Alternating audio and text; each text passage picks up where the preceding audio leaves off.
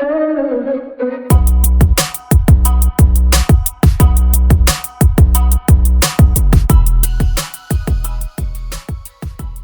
listeners. Welcome to an all new season of MyCast. My name is Pranav Dar. And I'm Jay Srivastav, and we are your hosts for season 4, titled Breaking 9 to 5.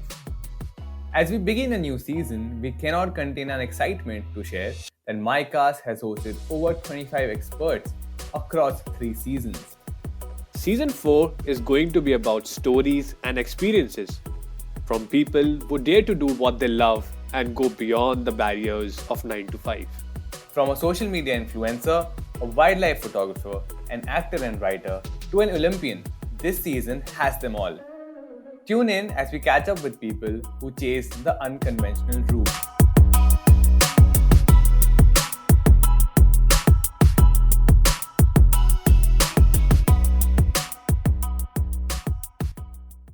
For today's episode, we have with us two new age women entrepreneurs and sister duo, Miss Sujata and Miss Tanya, who quit their cushy jobs to build a sustainable homegrown fashion brand called Suta. They started with 2 viewers with them, and in a short span of 4 years, they now have over 2,500 viewers and people in the office, with annual turnover crossing 30 crores this year. Welcome, Sujata ma'am and Tanya ma'am, to MyCast's official podcast. Thank you so much for having us. It's a pleasure, and it's always very exciting for us to talk to young minds. So to start with, why don't you both take us through the story of how Suta came to be? How was the initial year of Suta, setting up Suta, and what was the inspiration behind creating such a beautiful brand? We were two studious kids always lives. We are engineers and MBAs. And then post that, we joined corporate jobs. We were quite happy there. The pay was good, life was good. But, there was this nagging feeling constantly that we are not doing anything for the society. Probably this is not what we want to do forever in our lives. And also love for saris never left us. Our parents, we've seen our aunts and mother and grandmoms, they all wear saris. So for us, sari always held a special place. We came together because both of us got placed in Bombay. So we were working from here and we could spend time with each other, speak a lot about what we want to do with our lives. I think since childhood, we wanted to start something of our own. We call as entrepreneurship, though. We thought we just have like a nice business. But then we never thought it'll come true. It was just a tiny little dream in our heads. In our entire family, there's no one from the business background, so it was quite a difficult step to take.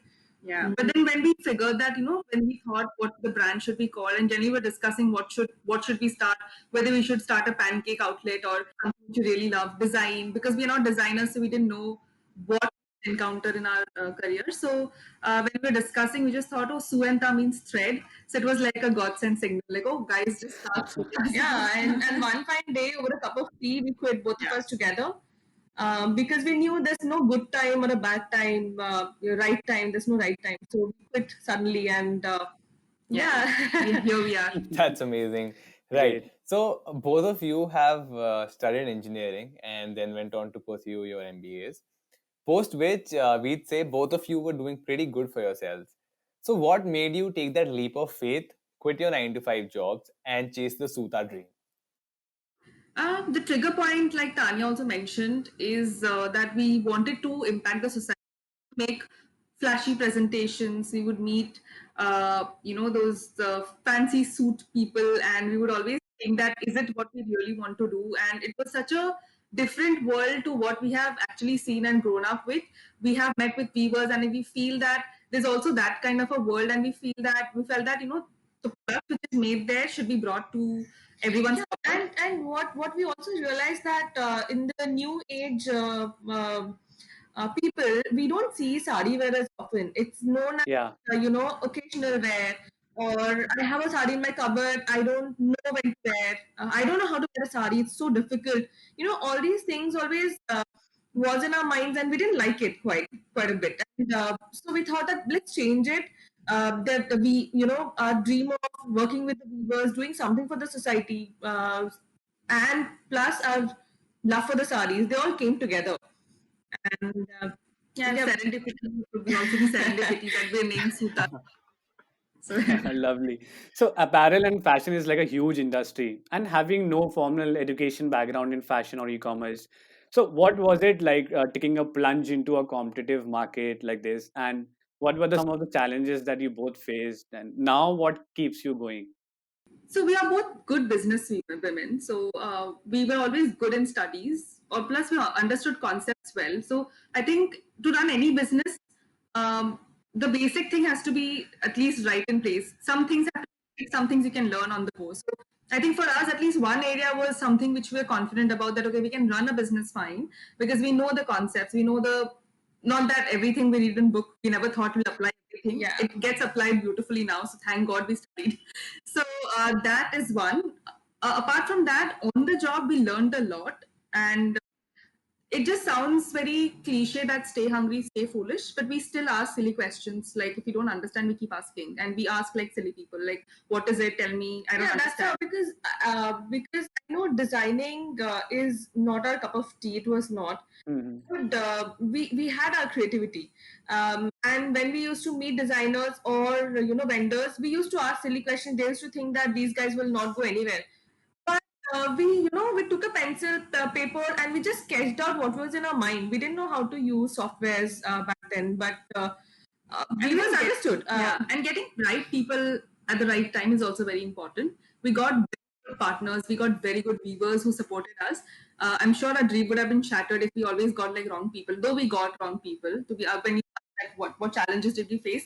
We had horrible experiences like meeting cheats, and we had put how much 3 lakhs each in the beginning, and in the first or second project which we had taken up, almost 3.5 lakhs just went down the drain because somebody just cheated us. And so these things happened, and not that I would say that we always met good people, our life was rosy. No, it was not really rosy. Yeah, because when you ask foolish questions, there are people who will be willing to teach you. There are people who know that these people will not go anywhere, and we can cheat. Yeah, once they'll just us once, so let's just cheat them and make our money. I think it was a difficult path, but staying hungry and staying foolish is what helped us the most. Uh, and good employees, yeah. Right. Very interesting. So both of you are the face of the brand, be it showcasing the products or doing photo shoots. We are sure it's a conscious choice of taking out time from your work for these shoots. So as marketing enthusiasts, we are quite curious to know how building this personal connect with the audience helps Suta. You should always stay very true to what you start with. Me and Tanya are super frugal people, extremely frugal. So when we started, I used to crop off my head and I used to pose so that I'll save money. And I felt that you don't have to have a body like a model, but you can still wear clothes which you like. And that's how we started. We saved money and we started. Yeah, and it's another point we missed out saying is that we started officially in 2016, but from 2014 to 2016, while we were in the corporate jobs, we were parallelly testing the grounds. Oh. Yeah. So to understand if it's going to run or not, if one fine day quit and just start off. So we both we both quit. Actually, I'll tell you the story. It's very funny. But we quit the day we figured that we both can draw 20,000 each salary. Is that was like the we had in our mind. We thought at least for bhaji and the sabzi के पास जाने से पहले we don't have to ask money for husband. Money to run my life. So basic things have to stay clear. So yeah. So that's why we quit 2016. And to be honest, we were speaking about photo shoots. Yeah. So it became a very big brand thing. Now a lot of brands ask us, wow, it's a good strategy. It works so well. People know you and they know the owners are true to their work and they know me. So it builds a lot of authenticity. It builds a lot of trust. It was not intended for, but then we always felt that if we talk to our customers, it'll bring that connect out and it'll also make customers trust the brand more. Photo shoot was to save money to start with. Yeah, because we didn't know anyone in the industry also. When we reached out to people, they charged really, really high. And so we didn't want to invest as so much initially. So yeah. And loving her, and when we tried to change the model, people hated us. Yeah, they're used to it. Yeah, and I'm the photographer, so yeah. Oh, nice. Yeah. Right. That's actually quite great. So moving on, all your customers across age groups flaunt themselves as the Suta queens, which has helped Suta build a community of its own. We also see multiple brands attempting to do this. So, in your opinion, why do you think it is so important for brands to build communities? And if you have any tips and tricks that you might want to share with us. In MBA, we've studied, right, entry barriers and stuff like that. That time we just feel the point both in a brand ka entry barriers, we just write things. But when we actually were working on it and we felt that so many competitors can just copy us, we just felt we have to have this safe place for us, that the entire Suta tribe, and there should be a place where people can express themselves and not nobody should be able to come and body shame or So we made sure that this community is very strong, and I think it came from the fact that I was the one who was always being not taunted, but always being made fun of because of my just my dressing sense or my fashion sense, and I was always just it's just like a bully. People are there to bully, and I felt that there should be a safe place for a brand. That was a trigger point, and it helped us build the barrier. Initially, yeah, we wanted to stay connected to people and talk honestly as a brand, which we realized that lots of brands don't do. You don't know who is the founder of the brand. For example, even now these days, people think Fab India is a brand. The founder is from India.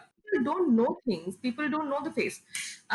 So we wanted that to change, and it became a hit. Yeah, we wanted to do things which nobody let us do in our workplace, in even competitions, and to write ideas like that. People laugh, ye thoda na chalega. So we wanted to say that there's no right way. There's no right way of a CEO to behave in a certain way. There's no right way of doing a business. So we wanted to create our own community. We wanted to make it a very, very strong community. So tomorrow, if a brand comes up, they can't just suddenly take my data and take the customers away. No. So that's what I meant by entry barriers are high. So that customers won't just run away because some other brand is also selling a sari. Anyone can tomorrow with a lot of money can start making, because it's just a plain sari with just a pink border, right? It's not rocket science.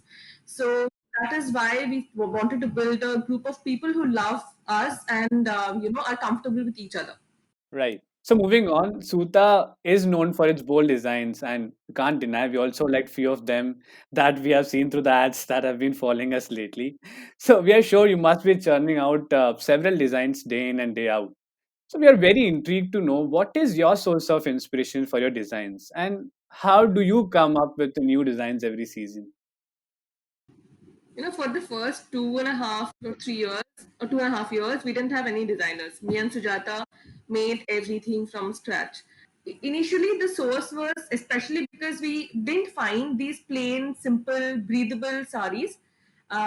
Because when we went to the stores, people used to say, the storekeeper used to say that, "अरे ये तो widow का साड़ी है, आप तो young है, आप ये." Yeah, जैसे like So 60 plus के लिए वो group है ना, वहाँ पे वो plain साड़ी है, आप लोग printed साड़ी देखो. So we had to explain them so much that no, we want to see that sari, and in that sari also there would not be good fabric. So we wanted to A, its quality, and B, we wanted to make sure there are simple stuffs available which people can experiment with. You can accentuate a proper simple thing with a nice bold blouse. So we wanted to give certain things and a lot of freedom for people to choose and make their own designs and make their own patterns and make their own statement. So yeah, that's how we started. So even a young girl, say a college student, she would always take a sari from her mother's cupboard and wear it with some blouse, ill-fitted blouse, because it's just a one-time wear. Nowadays, people invest their own pocket money in buying these saris, and our target, I would say, is 18 to 25 is the biggest target now, or customer base for us. Yeah, I think for us, inspiration is also, I think, a lot of travel for us. Yeah. When we travel, we do a lot of sketching. We always carry a notebook, so we always sketch. We always write down. I write a lot of things. So we've written. So if you see, all the saris have a name and blouses have a name. And yeah. the stories are all inspired from day-to-day lives and also even from trips. If we go somewhere, we get inspiration, and sometimes just from lines we bring out a sari, and sometimes from a color we bring out an entire description. So that's how we work, and a lot of saris are also inspired from our childhood memories. So now we have a big team of designers, and all are like-minded people, and yeah, we work together. It's a beautiful team we have. Amazing. So we at Micah have courses on digital business, digital marketing, and we are even learning how to build digital strategies for the future. We have also seen over the years brands going phygital, that is, having both physical as well as online presence. And slowly we are kind of seeing a shift towards digital. So, in this context, we wish to understand from both of you, how do you see the future of fashion brands? Will the retail outlets survive, or will everything completely go digital in the years to come? Digital is a nice word. I wish I studied these things back in the college. There's not anything. There was no chapter on this digital marketing. Yeah, to be honest, we literally discovered things on our own. Like we're just wondering and figuring out. This TikTok came and this reel came. We were like, what the Snapchat, I could not even download and look at it. I mean, I was so scared of it. So I think it's a good thing that you guys are learning so much about digital marketing and digital anything digital. But physical, you can't take away the charm from physical, so it has to be both. The thing is, digital is a way to reach out to so many people, and Yeah, exactly. obviously to test authenticity and even the instant gratification. Yeah, instant gratification, the love of shopping, of holding a fabric and trying it out, and just finding yourself looking so beautiful in the mirror. The lightings of the trial rooms, and you can't take it away at all. Yeah. And I'll tell you one more fact. Now we had a very good revenue till the physical stores opened. The moment the physical stores opened, COVID, nobody was scared of. Everyone went for shopping, and we had a dip in the revenue that month. Yeah.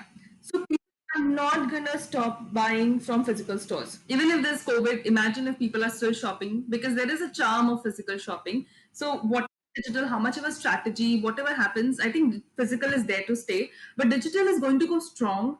This augmented reality, if just getting to try things, of no time for people, people have lesser time now to go shop.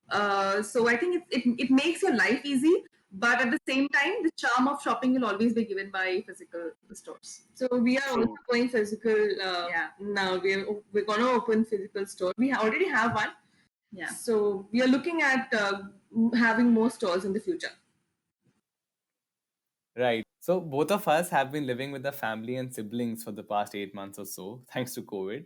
And with siblings around, there's always that extra bit of fun and friction that comes in. We are sure two sisters, as business partners, would have their own set of highs and lows. So, what is it like working together? I think with sibling, the one thing is like there need not be any filter, to be honest. You don't have to think. So for both of us to discuss strategy or even the ugly side of a business, which is always there, it's very easy. It's like a free flowing thing. It's like a dinner table discussion or like a breakfast discussion. For us, it's been very easy. That way, we actually survive because we're siblings and we live together. Yeah, imagine during COVID times if we are not together, always having Zoom calls and talking, it would be a massive pain. Yeah, we just turned around the entire family to just revolve around both of us. So we made sure our husbands live with us. In-laws are happily, stay close by, but then we don't have to be going and living with them. We made sure that this is all working very well. We have really good support system, so it worked out. Regarding friction, I think we can't avoid that. Not just sisters, any individuals. Yeah. So I think it just depend on the maturity level, to be honest. Not just siblings, or it could follow a mantra also. Yeah. We are. Our famous mantra is never take a fight to the bed. Want to punch, and then go to bed. Finish it off so that the next day is a fresh start. Okay. Yeah. So we have been doing that since our childhood. Now we just follow that strictly. Yeah, strictly. It's truly inspiring. So, moving on from what you just shared about working together as sisters, we now wish to understand something about the team dynamics. Since your brand is performing in a very creative space and with such a large group of people, we're sure that there are many different opinions. However, at the same time, it is super essential to know how to crease out those differences. So, do you have any particular method or steps that you follow to handle differences in opinion within the team? It's crazy. When I didn't have an HR subject. She did. She took course in HR, and even if I had like one subject on it, and I used to study, and I used to feel what time waste, like so much. Who cares about these? But now HR is the most important thing to make sure the egos are managed between two teams, two heads. They lie. He's saying something, she's saying something. Yeah, sometimes people are talking about salaries, discussing salaries. I mean, it's a massive no. And but what happens is, if the HR of the company is not functioning well, all these things will come up slowly, and you will not know how to manage. Yeah, it actually can go out of control and actually turn around the company and just just topple over the company someday. So for us, we make sure we have team meets.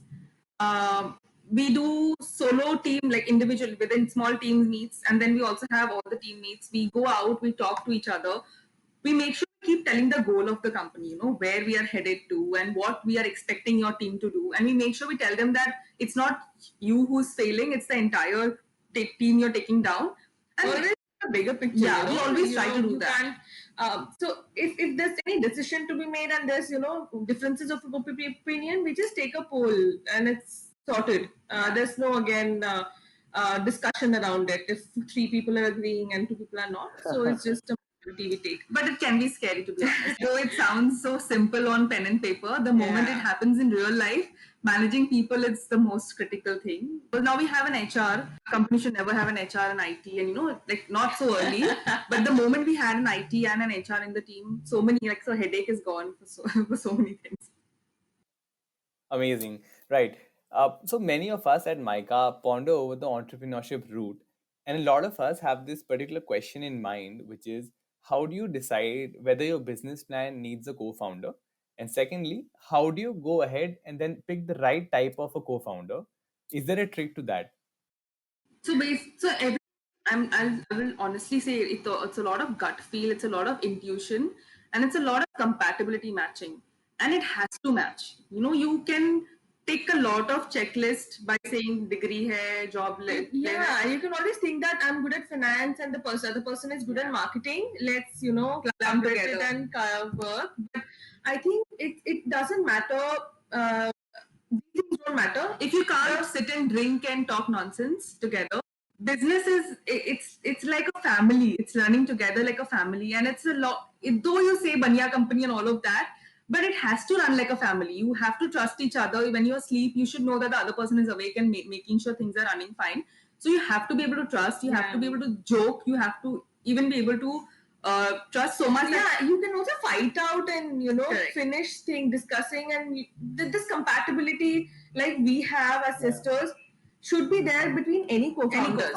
Yeah, anybody, even if good friends, at least you should be friend enough to tell the mistake on the face. Things, but I think this matters a lot, and co-founder is important. I know a lot of people running the business on their own, but then they need to have the second level team, which is like really strong. Like everyone's like ace level. So nobody.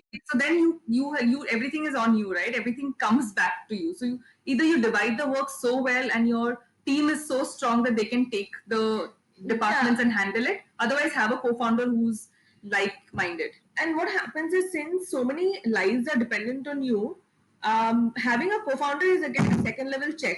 It's not like I'm gonna take a call with my gut feel or do mistakes tomorrow. It's not just my failure. It's a lot of lives just not getting money, not getting paid. So yeah, I think having a co-founder is and very smart important. and a very, very, very critical point to discuss about. Agreed. Can you now shed some light on how one can exactly understand when to take the leave from their 9 to 5 routine to do what they really want to do? And how do you find the right time and decide, that you have to move and do something of your own? If you really want to do something, you do find time. So when people say, "Arey, time nahi mila phone karne ka," I don't believe them. If you really are, willing to do something, you will find time. To be honest, even if you're doing like an investment banker role, or it can be anything, like a most hectic job in the world, or it could be the most thakela job, or just nobody cares, and it could be anything. But if you really want to do, are passionate about something, you will make time. Be it on your workspace, finish your work quick and take it out, or you just log a lot and weekends just keep doing your business work. But there's no proper rule to it. Just actually, you should be passionate about the business you're starting. Otherwise, you can't grow it, right? It's like a baby you're growing. It cannot just be like, I just want to be an entrepreneur. Let's search for an idea and work on it. You know, you have to be passionate about the idea. You cannot just. Or unless you're like a serial entrepreneur. Yeah. करता हूँ, बेचता हूँ, and go do this, do that. So But yeah. for that also you need time. So Yeah. but again, planning out things is really important about setting goals for yourself. Even for the day wise, you can set a goal saying that today probably I'll have a discussion around marketing and sort some things. So having a plan would really work if you think that 9 to 5 jobs may you don't find time. By the end of the week, I want to achieve this, or end of the month, I want to achieve this. That So will then help. you're down on social medias and useless things. Super cool. So, on a closing note, is there any recommendation that you would like to share with us, which is important to you in your life? It could be a quote, a book, any particular movie, or just anything. And we want individual opinions of. I completely believe in seize the day and carpe diem. So I do honestly believe it. So at the end of the day, I always sit and literally think about today, have I achieved what I thought yesterday I'll do it, and what all have I achieved, and I really do it, and I push myself. And there's no tomorrow, and I really do it. People do think that Sujata's gone mad. She's just hyper over everything, pushing me to do so.